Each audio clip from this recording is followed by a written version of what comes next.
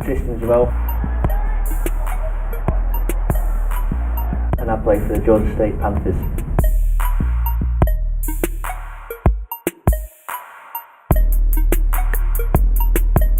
Let's start from the beginning. How did your football career begin? Probably like started in my back garden. My brothers also play soccer. He's a goalkeeper back in England, and we kind of just kicked the ball around the garden, put down 2 jumpers, make some goals, and then had shots at each other. And then I think the age that you can start in England is 6 years old. So from then I joined my local club, and then I've played ever since. Can you walk me through how you got into Burnley? You say you were there when you were 8, but then you also went back when you were 13. Yeah, it's kind of like scouts in England, so local soccer players, they kind of get picked up by clubs, so clubs will send out scouts to local games. So Morecambe, the team my brother plays for, was actually playing there, and then from there I got picked up for Burnley when you go for like a 6-week trial, and by the end of the trial they said that they wanted to keep me on, and then I was there for 2 years in the academy. And then in England it's different. This is like sophomore year in high school. That's when your education finishes. So from there I went to full-time soccer and moved to Burnley. So back to when you first got your contract with Burnley. Yeah. How did you feel? Fantastic. I think I got told quite early that I was going to be kept on for the next year. So it must have been about October time. And most lads found out later on, a few months later on. And I'd been playing well. I'd been playing up a couple of age groups, and I kind of knew I was doing well, and I knew that was a critical kind of year for me. And then the coaches brought me in one night, and my parents actually, funny enough, they knew beforehand, so they went in and knew what was going to happen. So that was quite nice. And I got told, and I was just over the moon. Went out for training, and I was just like, I'm going to get paid to be a soccer player, which is that's always been kind of a dream. Burnley, like you said, it's a Premier League club. Yeah. Could you tell us about how it was like to play for such a club? It was really good. The difference with Burnley, it's such a small kind of town. To have a Premier League club, there's barely anyone. I mean, there's probably like a tenth of the population of Atlanta. To have a team there is amazing. So there's a real kind of family home kind of town feel about it. And the club has a philosophy, they're really hard working, and I think that was instilled in me from the time I was there. When I went into my scholar, they moved into a new building, so the first team got kind of a brand new facility.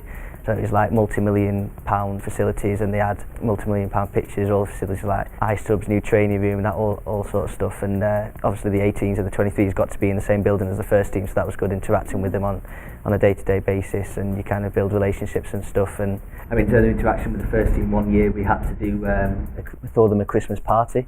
So we had all the first team sitting in a room. There was the manager, the gaffer, and everyone was there. And we had to go into groups as 18s, kind of 3s or 4s, and then we had to perform something to them. So there was like singing, dancing.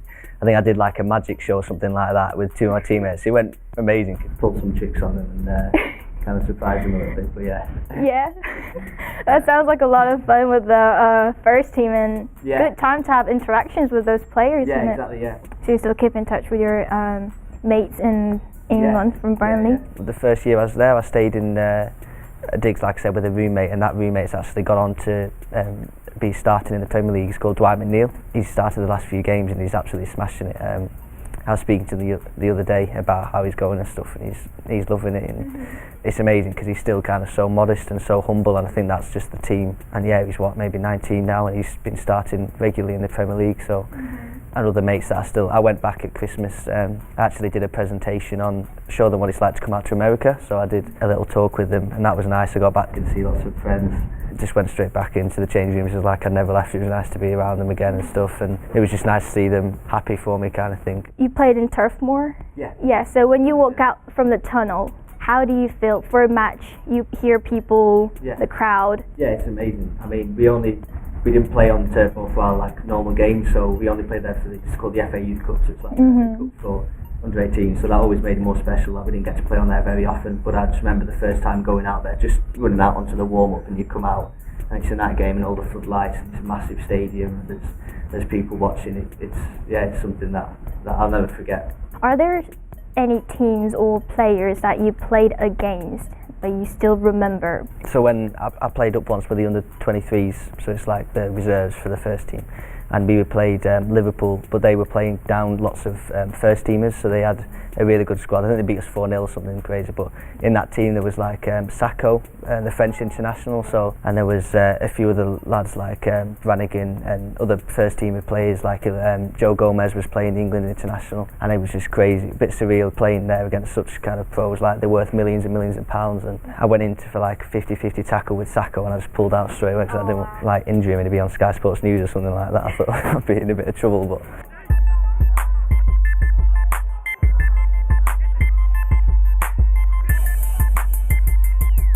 So it sounds like you had a really good time in Burnley, but what made you to make this huge transition in your life to come to new country, America, also attend college?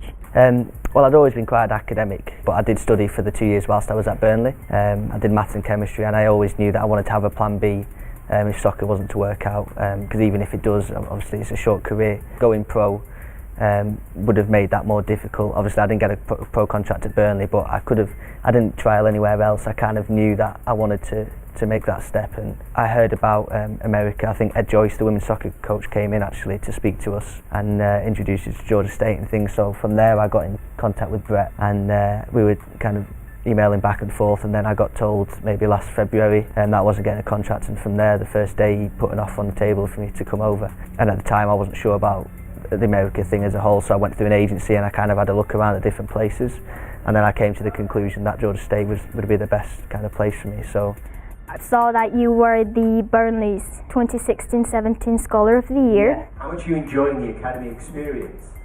Yeah, it's fantastic going full time for the first time from the 16s. It's been brilliant, yeah. And last semester you've actually had 4.0 GPA. Yeah. What makes you really dig into this academics while playing soccer? I don't know, I've just always been that way, I think. I guess it's nice to have something away from the soccer, because I mean, as much as you love it, if you're doing it day in, day out, you want a bit of variety in things. So I've always been interested in all other things like science and maths, and it's easy to translate the hard work in soccer kind of to hard work in academics kind of thing. So like I say, even if you make it as a pro, then you've only got a short career. I wanted to make sure that I could have something like that set up. So what would you want to do with your degree? What's your major right now? I'm thinking about geoscience as a major. So I like environmental science, that's interesting me, and in terms of specifics, I've always been interested in architecture, and obviously they don't offer it as a major here or engineering, so I thought if I did like an environmental science, it was kind of related. So how was it like when you first joined the team, meet the players? The social side of it for me has been fantastic. It's great that all the freshmen are in Piedmont North together in the dorm building. We've got a little Piedmont FC, a little team in there, and we're even away from training or from practice, from lifts, we're all always hanging out together, and that's been the best thing for me, really. So far you've had this soccer career in your life. Yeah. What is the highlight? I think I'd have to say going to, like I said, we went to Prague in the Czech Republic. That was amazing. For 10 days I think we went, stayed in a hotel, and just how well we did kind of obviously made it better. We played a few rounds, we beat the hosts in the opening game, which was like a really big upset, and then we went all the way to the final and played in the stadium. We played Everton from England, were also there, and they beat us I think 3-1 in the final. But just the whole experience, it was just fantastic. I mean, in terms of the Burnley, I think that's got to be a highlight. But I mean, here for sure, last season was unbelievable. Obviously, I wasn't here beforehand, but I know how the hardship that the lads have had going to the final of the Sun Belt every year, and then kind of failing at the last hurdle. And then it was amazing to kind of just go there and win, beat Coastal, win, and then obviously go to the NCAA. Obviously, it didn't go very far, but we can build on that for next year. But that was a really, really great moment as well. What are your future goals in terms of soccer and also life in general? Well, in terms of soccer, really like to make it pro. I'm looking at playing in PDL and NPSL over the summer, so I think that'd be a good stepping stone to get there. And then in terms of what's going to help kind of me get towards that, I'd say having successful seasons here, I'd really like to win an NCAA game. I think as a team our aim's got to be to win the Sun Belt again. And yeah, in terms of life, have a soccer career, and then after that maybe go into architecture, go into something that I like and something that I still have that desire for, like I do for soccer, day in, day out.